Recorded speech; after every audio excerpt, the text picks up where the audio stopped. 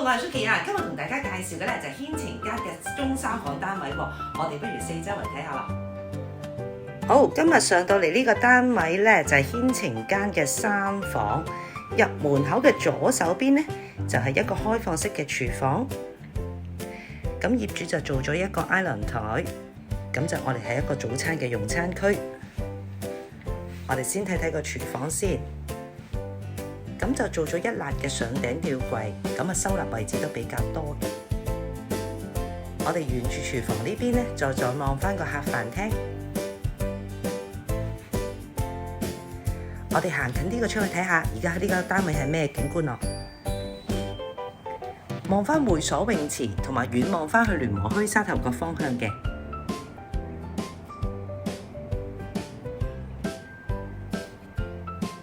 我哋就再入去睡房區睇一睇先。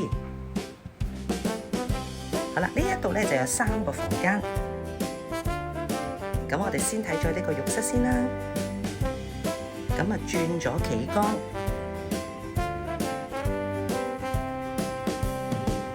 入去第一間房睇睇先。咁啊做咗一個高架床。咁呢個房間咧個景觀都係會望翻泳池嘅。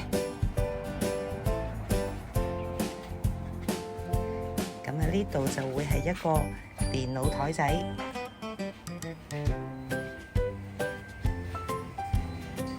然之後咧，我哋就再入第2間房睇下，望下間公主房先。公主房呢度咧就將個床腳尾嗰度就卡咗上去呢個窗台嗰度，咁就可以延伸咗出去。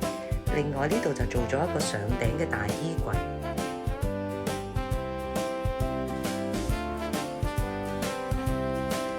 另外就到主人套房啦。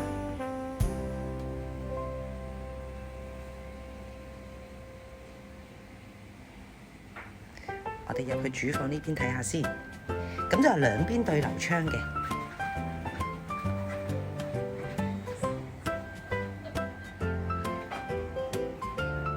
如果大家對我介紹呢個單位有興趣，想實地上嚟睇下嘅話咧，可以隨時聯絡我㗎。